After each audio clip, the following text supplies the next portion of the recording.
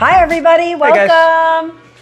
Of course, my name is Laura. I am Scott. And we are Extraordinary Adventures, Cruise and Travel. We are indeed. And we are here today to review Virgin Voyages Scarlet Lady. We are. We sailed on her on October 15th through the 20th. So it was a 5-night cruise. And we wanted to apologize for not recording this while we were still on the ship. We wanted to. It's an apology, but it's not an apology because we did it by design. Yeah. It actually was something we did by design because if you go back to our MSC review video, you'll see that we did that on the ship on the final day, and something had happened that night. Oh, our dining that night. There was a show. The Les Mis was that night. There was so much that happened that night that we were like, and we had already given that ship a great review and the line a great review, but we realized we missed out on a whole bunch. And then disembarkation we wanted to cover. But we realized now after Virgin is that if we don't do it the last day, which means we don't give you the nighttime and then the morning stuff, life happens. You get back, you got the dogs, you got work, you got all these things. And now we're filming this over a week after. So some of our memories may be a little hazy, but I think we're only a week away, so it shouldn't be too bad. Right. But we decided also that this backdrop in our home is maybe not the best for a cruise video. So we're going to try to do it on board again. Yeah, you should see like ocean and stuff. Yeah, palm trees. Yeah, exactly. I should have a cocktail. So, I mean, she has a cocktail. She has some wine. Anywho, so that's that. I just want to apologize about that. But again, not a real apology, but we're going to do it on ships in the future. Yes. I just wanted to intro our buddy over at Cruise Radio, Doug Parker. He always talks about when he interviews people who've been on a ship, why did you choose this ship? Well, I'll tell you, we actually didn't choose this ship. We were invited, and we like to be full disclosure, transparent. We were invited by Virgin to come check out their ship. That said, we did still buy drinks. It still cost us some money, but the cruise itself was paid for by Virgin. So thank you, Virgin, for that. Will that ever bias our opinion? No. Laura and I are New Yorkers. We speak our mind. It's just who we are. I think that over the time you watch other cruise video people, bloggers, YouTubers, and us, you'll realize that sometimes they put little rosy things. You sugarcoat things. You know, when something's really good, we're always going to tell you that it's really good. When it's really bad, we're probably not going to sugarcoat it all that much, which is going to kind of segue into some of what Laura's going to share with you today. And of course, I'm going to chime in. But we're not going to lie just because Virgin Voyages paid for the cruise. I went into this cruise with some preconceived notions. I believe Laura had some as well. She was a little bit more leaning positive than I was. I will say that some of what you've heard is absolutely true, for good and for bad. We were positively impressed, surprised, upside surprised. Oh, sorry, cuckoo clock from Germany. This is why we should be doing it on a ship, not at home. Positively surprised with some things. I was really, in fact, so much positively surprised that some of it was better than any ship we'd ever been on, ever. Much of it was not. So we'll get into the deets. So that's the intro as to why did we choose this. We chose it because we were invited to choose it. And I was happy to. I mean, any day at sea is better than any day on land, in my opinion. So we went, we checked it out, and I guess let's get into the details of it, right? Sure. You want to start with the good? I always like to start with the good. I like to say there's this much good and this much bad, and we just kind of go, give you some of that just because we have to. This time it's this much good and this much bad, and I think you're okay. Anyway, yeah. Okay, so I'll say this. She went in leaning more positive. She's come out leaning more negative. She's actually more negative on it than I was. We're both a little negative. We're both a little positive too. Yes. Okay, so I'm going to start with the good. Yeah. Let's talk about the food. Oh my God, that's what I was referring to. Some of the best food we've ever had on a ship ever. Yeah. Some of the best food we've had on dry land ever. Yeah. So phenomenal. Yeah. So Virgin does it a little bit differently. Like on normal cruise ships, they have a main dining room. Virgin does not do main dining rooms. They don't even do where they separate into 3 or 4 main instead of a big large one like NCL does and MSC. They don't even have the concept of a main dining room. No. It's gone completely. No. So they have, I believe, 6 restaurants. And then their take on a buffet, but it's not actually a buffet. So they have Razzle Dazzle, which and is... it's also not even... a lot of people are comparing it to stations or sections on other lines, like Royal and Celebrity, and that they have these little stations, an omelet station or whatever. It's not even... Yes, there are stations, but it's not even a buffet. Many of those stations, you can't walk up to and get something. No. You have to be served from many of those stations. So it's not a buffet. No, at the buffet, so at the galley is what they call it. Imagine kind of like a food court at a mall where you can like look at everything, but you don't order from them. You then sit down, a server comes to you and you tell them what you want from each place. They then place the order and then they deliver it to you. They do, or they think some food runners. They have food runners, yeah. So it's kind of like a buffet, food court mall-ish, but not. Right. I mean, you still go and you get your own soda and stuff sodas like and that. Drinks. You also can get in the morning, it's muesli and some other stuff they had there, like waffles, that station when you first walked in, that for lunch always had salad. Yeah. That station is self-serve. You can get all your stuff from that station. I think you can get some fruit and some muffins and some, like I got the pasty that first day, which was an amazing pasty, almost as good as anything I've ever had in England. But that really was the exception. Everything else was pretty much... Yeah. You couldn't get the taco area. Let's talk about it. That's not let's talk about it, Tony. Tony, Taco about La Lita Loca, good show you should watch. Let's talk about it. Oh God, I don't even remember the names. I took videos. Check our Instagram page. There's great food. It's really good. It's that tongue-in-cheek British humor stuff, which is fun. So the food is excellent. They had 6 different dining rooms for. She had sushi every day. Yeah, some of the best sushi she's ever had. Yeah, for free, included. It was very good. I'm not a sushi guy, so I keep saying she. Yeah. Really. Okay, so food was excellent. Like. We only touched on the galley. We haven't touched on the wake. Well, I tried, but they're all good. They're all good. There are the sit-downs. So there's Gunbae, which is a Korean. Okay. It's a Korean barbecue.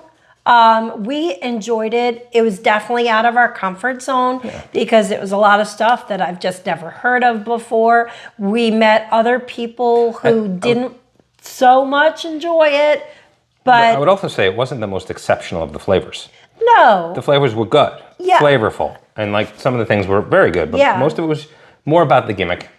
Yeah, it was fun though. Whereas the test kitchen was about a gimmick, but then the food was good too. Yes. Which for her, if you're not snooty food person, like if you're a Bud Light and burger guy, maybe not. But if you like your wines and you like your fancy schmancy foods and stuff, if you've ever been on Celebrity Edge and you can go to Eden, or if you've ever been to a Quantum Class or Oasis Class ship that has Wonderland, it's a similar presentation of the food. Yeah. Just they put you in this test kitchen. So it's kind of like when Disney has you go in the lab or something. So you're having this lab experience, but the food is very similar. It's good. 7 courses or whatever it was, 5, whatever it was. I will also say that you have to be comfortable like sitting very close next to people that you've never met before at many of their restaurants. Totally a pre-COVID feel. Jammed up. That you have to, at Gunbae, you sit in with 6 people. So if you don't know 6 people, there's no 2 tops. You have to sit with 6 people. And there's a drinking game. The server comes over and gives you some surprises you shouldn't ruin. But it's fun. It's fun. I'm not fun. going to tell you what the drinking game is, but it's a fun game. It was fun. And the test kitchen, you're sat next to people, family style almost. It's not family style, but you're sat either at a long table where you have to sit right next to people you don't know, or we sat at a bar, a counter. Which I did intentionally because of watching Ben and David. I wanted to get in the action more. So if you want, you can request to get that countertop. You are elbow to elbow with people. You don't have a lot of room doing that, unless maybe you get a 330 seating. It might be better. But you did get to see the guy prepping all this stuff, so that was fun. Added to the enjoyment of that dining experience. Yeah. One thing I wanted to bring up was the wake again, going back to the wake. Yeah. You said you didn't want to talk about all the food, but I think this is an exception. If you can go to the wake for breakfast every single day, go to the wake for breakfast every single day. If they're open for lunch, here's the one kicker that I didn't even remember. Laura did all the restaurant planning. You can only go to one restaurant per night for dinner. So you can't do the wake 5 nights in a row. You can't do Gumbay 5 nights in a row. You can only do one. But that doesn't mean you can't go for breakfast or lunch or whatever other times they're open. The wake had exceptional breakfast. Amazing. I had a steak and eggs, and it was like filet. I mean, it was top quality steak. It wasn't like some strip crappy thing. It was delicious. Yeah. She had the hollandaise, one of the best hollandaises. Benedict. Egg Benedict. Yeah. One of the best she's ever had in her life. So good. That's a little insider tip, is to go to the wake anytime you can. Correct. All right, so I guess that's good on food, but I will say, again, you go to their private island, the food was good. Like everything was good. The private island's food was, oh my God. By the way, private destination, not a private island. We'll talk about that later. Yes, private destination. Okay. Big difference. If you go to Extra Virgin, you must get the gnocchi. Like if nothing else. If you like mushrooms. If you like mushrooms, you have to get the gnocchi. Like really, really good. Have to. Eat 3 orders of it if you can. Yeah, and you're welcome to, by the way. It's so good. Oh my God. That part is cruise-like, is that if you want 3 appetizers for the table, go for it. They'll bring it. Yeah. Okay. Steak was amazing at the steak place, which was the wake. Oh, the wake? Yeah, it was a really good filet. Yeah. Just the food was was nothing bad. My only bad that I would say was breakfast at the galley. Yeah, like their plain Jane breakfast stuff, like you'd get at Waffle House and IHOP. It wasn't all that fun. It was like there was no adventure there. It was eggs. Yeah. They didn't do anything with it. So yeah, I guess compared to everything else we had eaten for the 5 days, it seemed boring. But it was probably similar to everything Royal, Celebrity, and Carnival does. Just go to the wake every day for breakfast. Yeah, exactly. Yeah. Their omelets are not as good, by the way. MSC and Celebrity Edge that I had in the last couple months, better omelets. Anyway, I'm a breakfast guy. She's not. So if you want breakfast questions, you say, hey, Scott, tell me about breakfast. You want fancy schmancy foods? You talk to her. So, okay. Am I moving on? Yeah, you're moving on. Moving on. It's going to be a 4-hour video for Yeah, okay, good. So, they had great outdoor spaces and lots of access to the ocean. Yes, which like an Oasis class ship, Royal Caribbean, one of the big complaints when they made that ship was that there are areas you get on the ship, like the promenade and the schooner bar, like you can't see the ocean at all. And a lot of people ding them for that. I still think Oasis class might be my favorite ship, even barring that little issue. But this ship was very good about it. MSC was pretty good about it, but their promenade wasn't fully around. It was like a third of this side and a third of this one went all the way around. You could walk around the ship. The connection with the sea, like everywhere, you felt like you were on a cruise, except for the whatchamacallit, the listing and the bouncing.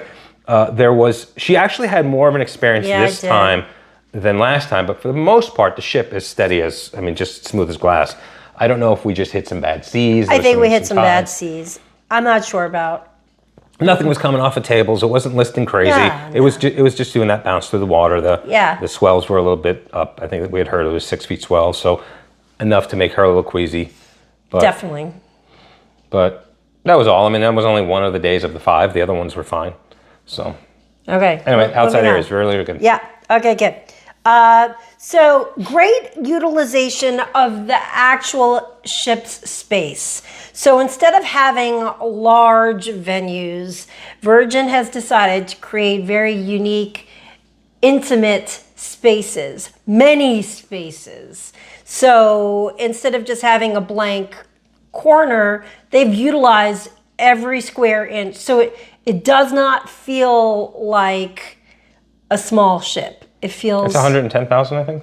I don't know. It was somewhere in that neighborhood, 110,000, which is not big for a ship. But yeah, like when we were on Edge recently, and we would walk down the hallways near the shops. There was long hallways with just nothing there because the ship was so big that they could afford to spread things out. They couldn't afford to do that on this ship, and they didn't. You went from one venue to the next venue to the next venue. Yeah. So it was busy. It was busy. One word I will say, and I'm thinking about putting in as an official stamp on every cruise, is stimulation. Ears, eyes, smells, like how stimulated. Now on the Celebrity Edge, I would say I was maybe slightly understimulated. It's more relaxed, more muted. MSC, I think, struck the right balance. This one, very much overstimulation. There were times where you just wanted to go back to the room to silence your ears and shut your eyes down because there was so much going on around you all the time, which goes back to your comment about the spaces, how there's nowhere to really escape. So if that's not your thing, to not be able to find a quiet spot, you're not really going to find a quiet spot. I'll go into that more in depth later. Yeah. All right. So we liked that there were no children.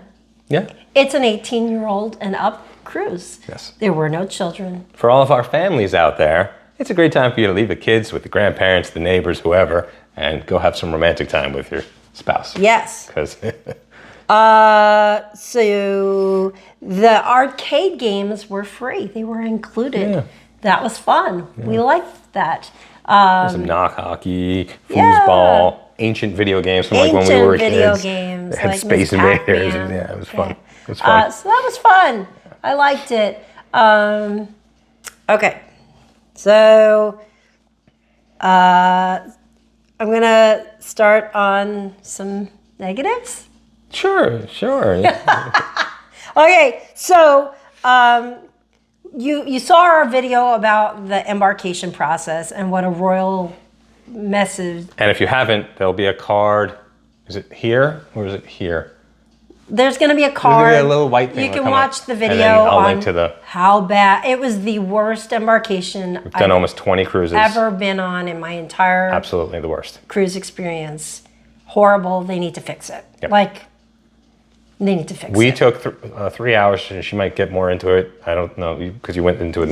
So we took roughly 3 hours. Other people were taking 4 and 5 hours. That you should not have an embarkation like that. No food, no water. They can see you can watch the video. It was horrible. I mean, horrible. Yeah. Okay. So one thing so we didn't talk very much about the app. Okay. So let's touch on the app. The app. Can I pause you right there because reflecting on some folks have commented already on the embarkation. And because they were testing everyone, that was the big reason. And right, I get that. If you could go to CVS and bring your test, that obviously cuts down all the testing time. And they were saying that they actually appreciated the testing being done there because then they knew that everybody on board didn't have COVID, right? Tested negative that day. So then we get to Costa Maya. Everybody gets off the ship, hangs out in Costa Maya for a while. Oh, she's going off film to get herself some more wine. See, this is the professionalism that you'll only get on Extraordinary Adventures Cruise and Travel. I needed more wine. They go to Costa Maya. They get off the ship. No testing getting off the ship. They all play around in Mexico for a while. They all come back on. No testing coming back on. In comes all the COVID. So why did I just stand there for 3 hours doing testing when on the very first port in Costa Maya, you didn't test anybody? What he's basically trying to say is some people felt like they were safer because everybody got tested at the port. But there is no safety if people are getting off and doing whatever they want to do. That's what he's trying to say. Which we're not discouraging. We're actually for that. We're also for testing 2 days out, whether that's the test you mail, what's it called? Anyway, whatever that test is called that we bought. The rapid COVID test. Yeah, I forget the name. Buy next now. Or CVS or Walgreens or wherever you get it. 2 days. Yes, you could pick it up within 2 days. It is entirely possible. But you could also pick it up in Costa Maya. You could also pick it up anywhere else they go. That's all he's trying to say. I think there's only so much you can do. And the other question is, when you go to the CDC's website, are Virgin's numbers any better than the rest for the strategy they're using? And the answer to that question is no. Everyone's doing pretty darn good. There's very few cases and even fewer deaths. Outbreaks on cruise ships are really not a thing. So why are we waiting in port 3, 4, 5 hours to get on a ship when everybody else's method, and I mean everybody, Carnival, Royal, like all the big boys, NCL, they're not doing this. It's a method we should stop doing, Virgin. Okay. Sorry, rant, angry. Yeah. Sometimes I have angry rants. Okay. So I'm going to talk about the app. So And partially about the ship's design. So on the ship, there are absolutely no maps on the ship. You don't know where exactly you're going, forward, aft. They kind of have like, if you want to go to gun bay, go to deck 5. But when you get off of wherever deck 5, you don't know which way to go. There are no maps. The app also has no maps. So you don't know where you're going at any given point. And they don't have the viewfinder like every other ship does. They have this big sideways TV where it shows you everything, and you can poke at it and tell it where you want it. No, none of that. Doesn't exist. So there also the app constantly malfunctions. It shut down. And that's not a Wi-Fi thing, because she had the lesser Wi-Fi. I paid up to get the better Wi-Fi. Still had problems with the app. On top of that, you also need to make reservations for literally everything. I'm not just talking about like a massage or even dinner, but the problem with dinner is that all the reservations were booked up within like a couple of days. So there were people that I have heard on, not on this cruise, but on other cruises, that they weren't able to get to some of the restaurants because there were no reservations available. So they ended up having to eat in the galley, which is like the buffet, which we mentioned. So I don't find that okay. I will say though that as they're going on, it does seem like they're allowing for you, if you to show up, just show up. If they have the availability, it seems like they're getting them in. Well, that's good. But a couple of cruises before ours, yes, it seemed to be that. I'm not liking the reservation for everything. And then there's also a fee if you don't show up. Like I wanted to do the 80s video dance class, and it said right on it that there would be a $10 cancellation fee if I did not show up. I had hurt my ankle and that morning, and I wasn't able to go to the class. Now I went and I said, hey, because I didn't want to get charged $10. And they said, oh, don't worry about it. We won't charge you. But they reserve the right to. Just the fact that it's even like in there for something as like a gym class. Like I didn't. You had to reserve breakfast. I mean, everything. Yeah, yeah. Are you going to get to the big one? Go for it. You had to reserve your disembarkation. Oh, You have to book disembarkation. And apparently in previous cruises, people weren't booking, and they were waiting for instructions on to when to. And they weren't disembarking. Yeah. They had a cluster F. Nobody knew that you needed to book your disembarkation. Normally, like a cruise ship will send you a piece of paper at the end of the cruise and be like, okay, well, this is your luggage tags, put your luggage tag. They gave no instruction. And if you didn't book it, they didn't take your luggage the night before if you put it out. It just sat in the hallway. You woke up in the morning, your luggage is still there. Right. So a huge mess up. Booking disembarkation. There needs to be more communication. Which leads me back to something, I don't know if you can talk about this, more communication. They need a cruise director. They need somebody whose job it is throughout the 5 days, week, whatever, that communicates things to the guests. They in fact, the captain get on the very first day and said, we're not going to be one of those lines that communicates a lot to you, that interrupts your cruise with all kinds of announcements. Okay, I will say that on the edge, that Captain Kate McHugh probably came on a little too frequently for me, but you know, she was fun, she was telling jokes, she was telling history, and I actually enjoyed some of that, but yeah.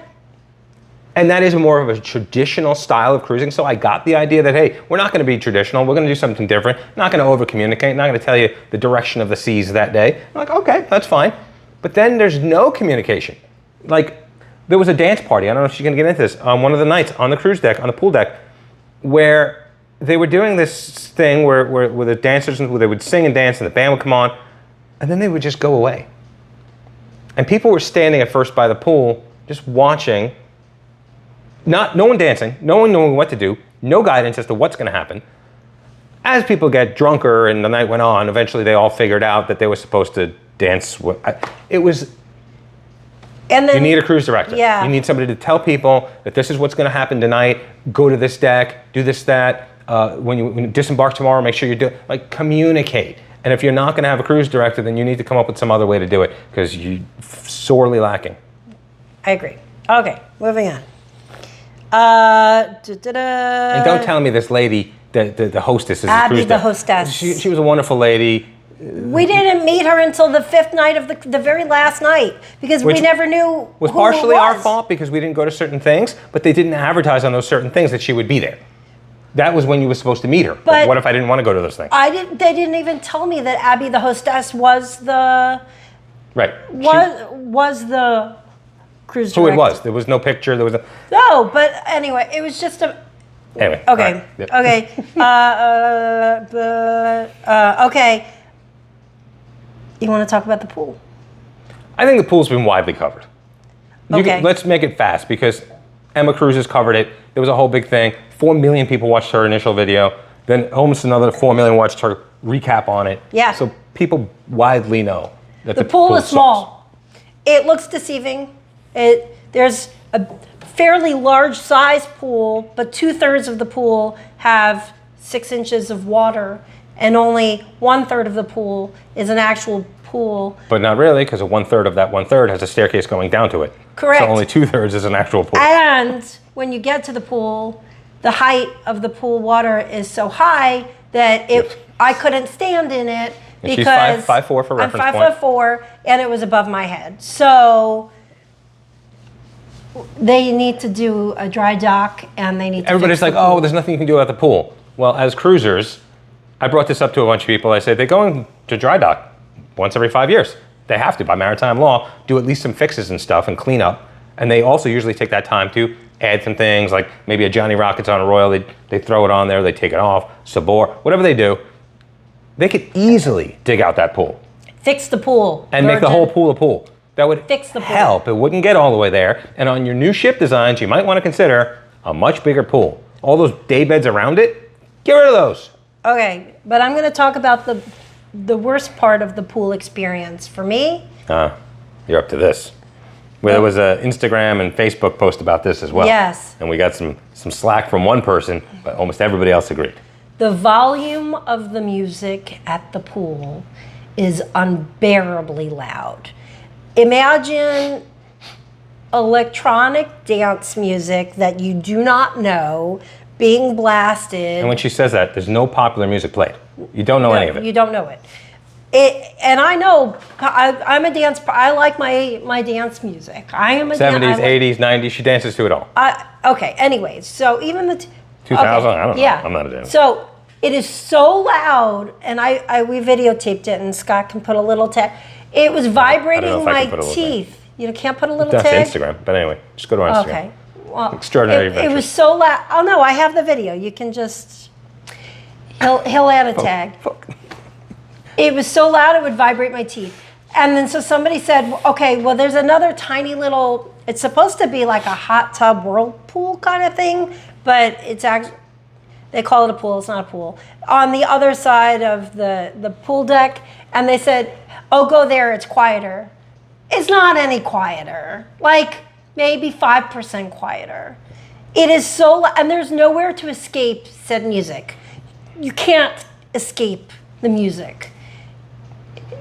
I can't begin to tell you how frustrated I became. I couldn't go to the pool, which is one of my favorite things to do on a cruise. I could not go to the pool because the music was so dang loud. Yep. Okay. Nope, yeah, I mean, there was no let up. You get there at 9 in the morning, they had it at a more muted volume, like a 70%, which was already annoying. And then, oh, here comes noon, 1 o'clock, boom, 100% again for the rest of the day. Right. And continuing on the theme of volume of music, everywhere throughout the ship that you went, the music was very, very loud. It was overstimulatingly loud. Even in the Wake, which is a fine dining steak restaurant with fancy foods and fancy service, you're still hearing the stupid music. Well, and then we took a video of this one. At 1:30 in the morning, we're going to get pizza. And right above, one deck above the pizza place, Our rooms. Cabins, all up and down the 1:30 in the balcony. morning. You think it would be quiet for people to get some sleep. Oh no, it was just as loud. I don't know how they got sleep. I really don't. So if you are planning on cruising on Virgin, I highly recommend getting something in like deck 10, deck 11 area. Not too high, because you'll hear the pool deck, not too low, because you'll hear the promenade. You should, if you don't have a good agent, we can help you, but we don't really push Virgin at all, and we really don't even push the fact that we have an agency at all. Well, you have it, I don't. Well, I have it, but really, long story short, you, me, or your agent needs to put you at a very specific strategic place on this ship so you can get some sleep. That's all I'm going to say. Okay, so let's talk about drink packages or the lack thereof. So when Scott was doing the Virgin Voyages training, because he is a travel agent, he was doing the training before the ship so he could get a better understanding. And they said they did not want to have drink packages. But because they weren't going to have drink packages, they were going to make drink prices reasonable. And they posted suggested prices, average prices of beverages. That was not the case. They misrepresented. Pick it up. It's probably a 45-minute video. Well, they misrepresented. And so we normally, a drink package is like, $50 or $60 per person per day. So for a 5-night cruise, you'd spend $250. I'd spend $250. So the total would be $500 for a 5-night drink package, and you could drink whatever you wanted. So on this cruise, we brought 2 bottles of wine because I knew we didn't have drink package. And then 2 of the nights, I didn't even drink at all. I had 1 beverage one night, and I had 2 beverages. Basically, I really, really, really limited my alcohol consumption. And that doesn't mean that the balance came to me and I got sloshed. The drink prices were $15, $17, $18 drinks. She didn't finish that part of her sentence from a minute ago. No. They weren't reasonable at all. They weren't They had reasonable. like 3 or 4 or 5 things that were $5, $6, $7. And if you wanted to stick to those few things the entire week, you could get by. And they didn't advertise those things. Right. I had to find out that the Buffalo Trace was $6, $5. They didn't advertise that. No, they don't have prices on most of their menus. So you just have to order and then look at what the bar tab would be. And they don't give you a receipt. You have to actually go on the app to look at how much they charged. But the thing is, because they offer a bar tab. So we bought a $300 bar tab, which meant that they gave us an extra $100. So we technically had a $400 bar tab, the price of a $300 bar tab. But it was under my name. So when Scott would order stuff and he wanted to go look on his app to see how much something was, he was not able to because he didn't technically have a bar tab under his name. It was under my name. So then he'd have to constantly be asking me to look at the bar tab to see how much they charged him. Because I was trying to gauge to not be buying $25 drinks. I would like to get that $300, $400 to last the entire cruise. Right. So with me bringing 2 bottles of wine that I consumed and with me not drinking roughly 2 nights out of the 5-night cruise, our bar tab was over $500, and Scott limiting his drinking, it was over $500 because the cost of the drink prices were so high. And I'm just saying, we fought about it because I like to know when I'm going on a cruise, this is how much money I'm spending. And I don't want to have to look at a menu and nickel and dime and think about how much am I spending, blah, blah, blah, blah, blah. So I'm just saying that if you are a person who regularly consumes alcohol, just be expected that you're going to be spending a lot of money. Now I'm going to give you my 2 bits about regularly drinks alcohol. I want to give you the backstory. I don't want you to think that we like to do shots and drink and have 47 drinks a day and be sloshed the entire time we're on a cruise. We're not talking about drinks like that. We're talking about your bar tab would include if you wanted to get the fresh OJ for $5 or $6, that comes off your bar tab. If you wanted to get was the cappuccinos, $6, $7, $3, that comes off your bar tab. So we're not talking about just doing shots and getting sloshed the entire week. No. If she wants fine glasses of wine, that's $17. If I want a Piña Colada, which, by the way, don't even get me started on the Piña Coladas. They're trash, and I am a Piña Colada snob on cruise ships. It's the only time I drink Piña Coladas. Virgin, change your Piña Coladas. Yeah. It's about being able to go to their specialty dinings, which is included specialty, have your Mexican experience, try one of the mezcal drinks, and we actually share them. It wasn't like, but that was a $16 drink. It wasn't a $5 drink, reasonable prices. It was a $16 drink. So if you go and you have 2 drinks that night, that's $32. 5 nights, $150 right there in just trying a couple of cocktails at each of the restaurants. Right. And what happens if you didn't like one of the cocktails? Like on a different ship, if you have a drink package, you just put it down and then you order another drink. It's not like a big deal. But then, like, you felt obligated because you paid for a $17 drink, unless you wanted to go and complain to the server. So I would say that if you're a Heineken Buffalo Trace drinker, those are the only 2 things you like to drink, you can probably get away on Virgin fine. But if you like fine wines, if you like good whiskey, which their Scotch selection was like phenomenal for like $4 bazillion for each shot. It was very, very overpriced. Yeah, so I don't want you to think we're boozers. We like good stuff and we like to try mixology drinks, and those things are all expensive and we blow through the... Right. Now, I will say they were all exceptionally prepared. Mixology on board this ship, like the food. I was a bartender for 20 years. I know my drinks. Oh my God. MSC's bartenders, maybe not their fault, probably need more training, probably need better quality ingredients, probably, et cetera, et cetera. Royal's mixologists, okay, depends on where you go. Carnival has that cool bar, the Alchemy bar, which makes some good drinks. Royal has the R bar. But for the most part, mixologists are down the middle on most of these ships. Virgin kicked ass, MSC. But their prices were cost prohibitive of enjoying them.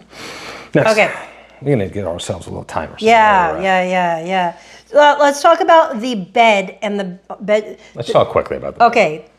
The bed is designed to be where they can switch it to you for you, and they make like I'm gonna do it this way, but it's laying down. They make an L out of it, and that opens all this so you can have more room in your room, which sounds like a nice idea. But apparently after their trials in England for a few sailings and here, they stopped doing it. They just leave it the way it is.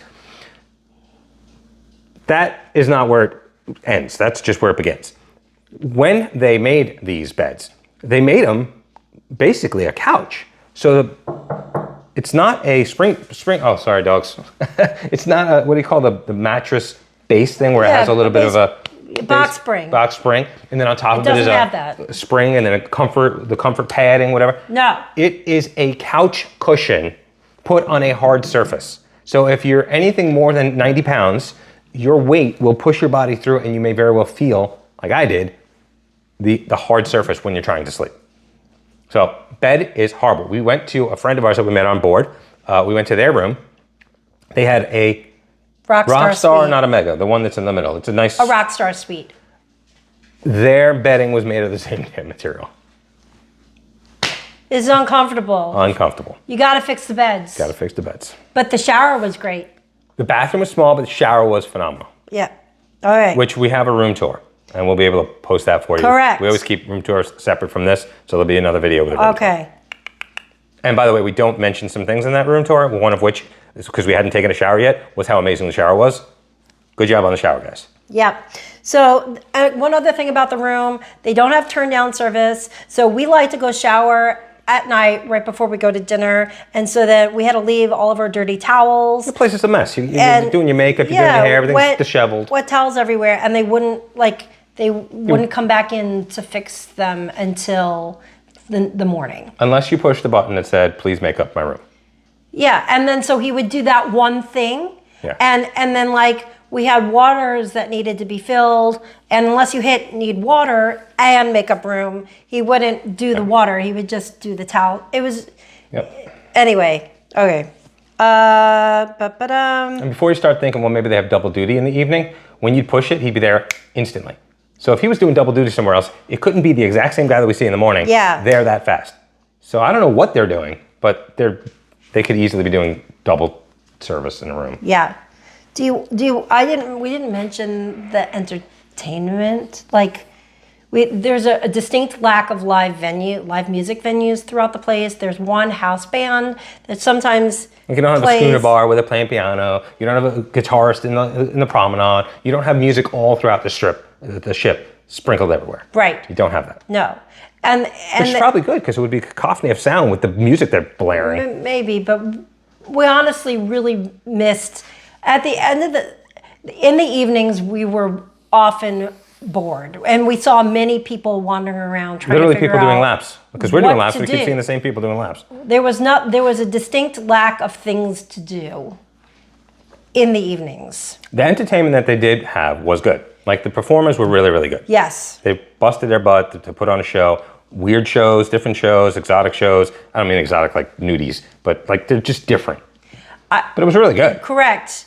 I will Really good. say there is a show called Never Sleep Alone. It is a very interesting show, and it's not for everybody, and some people did walk out of it. It's this shy of inappropriate.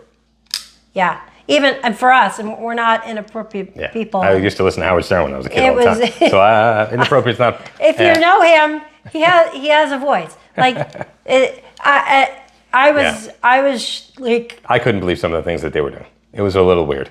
and then they would have audience participation things. And I'm like, no, it's a good thing we're sitting in the back of the room. I ain't doing I'm that. so glad that we decided to sit in the back. Let's just say that. But there were definitely people who walked out. So it's not really. So, okay. Because this is basically like all I really have. So my biggest 3 dings were the lack of quiet spaces and the ability to decompress, the no drink package, and the pool size and the noise. There's just and I'm gonna like. I'm not a person who gets easily bored. There are things to do. I find things to do. We often just sit in the solarium for hours and just relax. Yeah. So This cruise left me oftentimes bored, and Scott's like, oh, there's no bad cruise if we're on the ocean. Like, at points I was like, I'd rather be home. Because the only place that I could go to get some quiet was in the room, and in the room I was bored. So let me tell you, they tell us that the demographics are, what they say, 35 to 65 with an average age of 48. And she's going again. I'm going more wine. It's okay. Wolf Blitzer doesn't do this. He could. I mean, he probably has somebody doing it for him Pouring off wine under stage. this? You don't know. Well, Wolf, if you are drinking wine, that's probably why you are such an exemplary broadcaster like I this, say yes. like this one over here. I'm great. Okay, what was I saying? So the demographics. Demographics, 35 to 65, I think, is what they had told us. 48 in the middle. No. Weirdly, though, a lot of the music that they would play during, like the live band and the dance club, was 70s and 80s. So if you're like 21, unless you like the oldies, well, I don't consider them oldies, but unless you like the oldies, you're not really going to like the music choices. However, everything else on that ship screams 25 to 30. The feeling, the She's vibe. saying she's bored. She's saying that they don't encourage drinking. I think that they encourage drinking and partying all damn day, and then you might have a great time on that cruise. Yeah. So if you're that kind of person, I'm not knocking you. I was that kind of person 20 years ago. I'm 46. I'm not 26. At 46, I don't want to party my butt off all day, 5 days straight.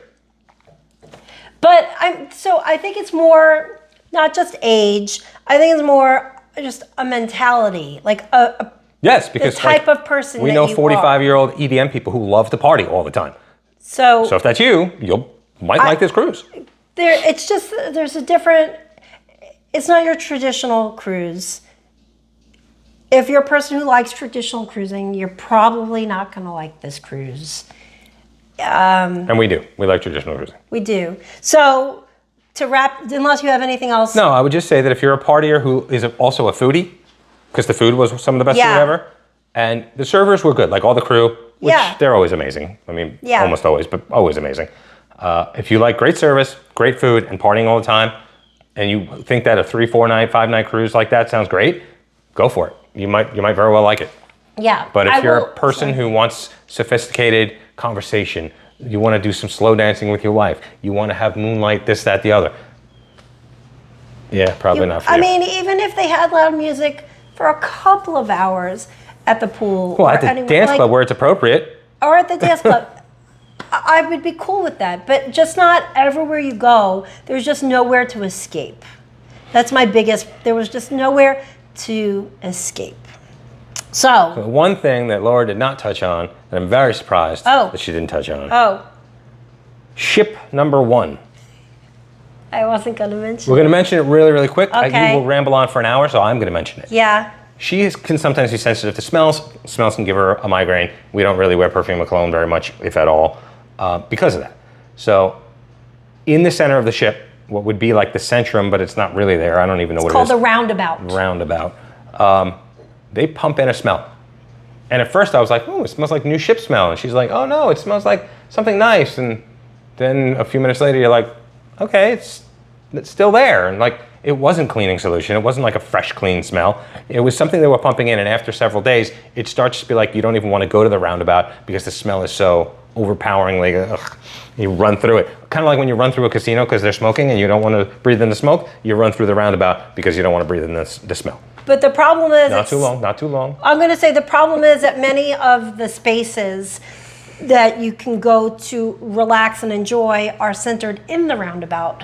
So if you want to listen to the one and only band perform, then you have to sit and smell that On the Rocks bar, the On Rocks bar is right off of the roundabout, where it was a great venue if they didn't have the stink. Yeah. Yeah. So. Anyway. Yeah. Feel free to type questions in the comments. She wants to talk some more. One last question. You asked, would you go on this cruise again, or would you recommend this cruise? My questions. Yeah. The two questions. I would not go on this cruise as it stands again. I would wait for the next one they have coming out. The Valiant Lady is going to be very much the same. If they learn from these and they bring out a new ship with a new design, I would be willing, for sure. And you already heard our recommendation. It really depends on who you are. For us, I would not recommend for people like us to go on this ship. So that's I assume you're the same. Well, so they'd have to really change a lot of things. They'd have to change. But they can't change certain things on this ship. Well, if they put it into dry dock, they can fix the pool. If they lower the volume at the pool, if they add a drink package. All right. This is where we start to ramble. Okay, but no, I would not go on this cruise ship again, and I would not recommend it to anyone I know. I'll put it at that. So if you have any comments, any questions or anything, feel free to write it in the comments below. We'll do our best to answer them. We should have said in minute 3 to make sure you thumbs up this video. We always subscribe with the notification bell on and all the rest of that. And I guess that's it. So that was the Virgin Voyages Scarlet Lady cruise review. Yeah. Don't forget that in 19 days we'll be on Navigator of the Seas going out of California, out of LA to Ensenada. Shortly thereafter, I may be going on the Regal Princess, I'm not sure. But then we will be going on Mariner of the Seas in January. We'll be going on the Seabourn Ovation in March. So there's a lot of cruises coming up, a lot to cover. We've got the Mediterranean coming up next year in September. There's so much. And plus, we're also going to be doing travel. Unlike other cruise YouTube station channels, we'll also be doing land travel in here at some point. We just haven't gotten to it because we keep cruising all the time. Okay, bye. Bye, guys.